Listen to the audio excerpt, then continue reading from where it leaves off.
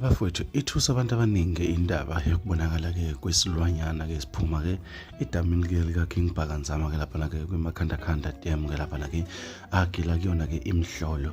Abantu abaningi sebephawule kakhulu ngalolu daba ke baveza ngokusobala ukuthi ingakho uBhaka zonke izingqinamba ke abhekana nazo ke ayinqoba ngendlela ke ayinqoba ngakhona ngoba ke lo muntu ke unezilwane ke kuleya ndawo yakhe ke esabekayo.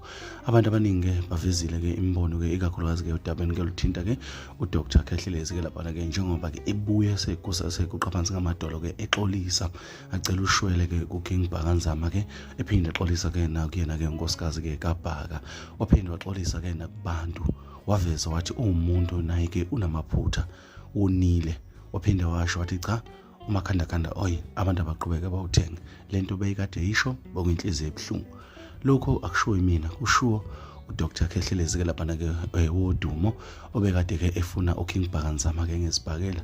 Abantu abaningi baveze ngokusobala ukuthi cha uBhaka lapha ke izilwane zakhe ke shuthi khona lento eziyenza kubantu babuye bezoxolisa ngendlela ke abaxolisa ngakhona.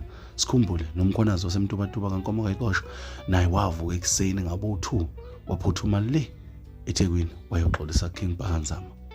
Bonke abeke bamthinta babuye bexolise kanzima.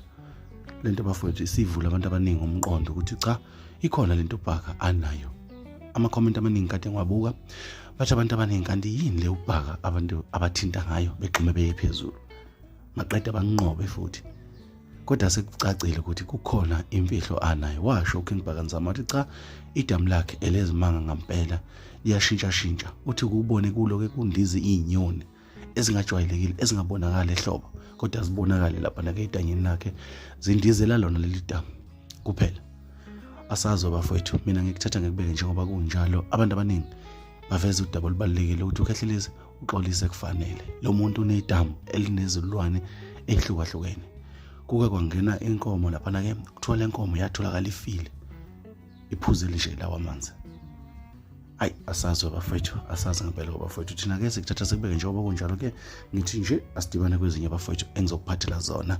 Ungakhohlwa ukusubscribe uphinde ke ulike ke lama video bafowethu usuku luqhubeke loniphathe kahle.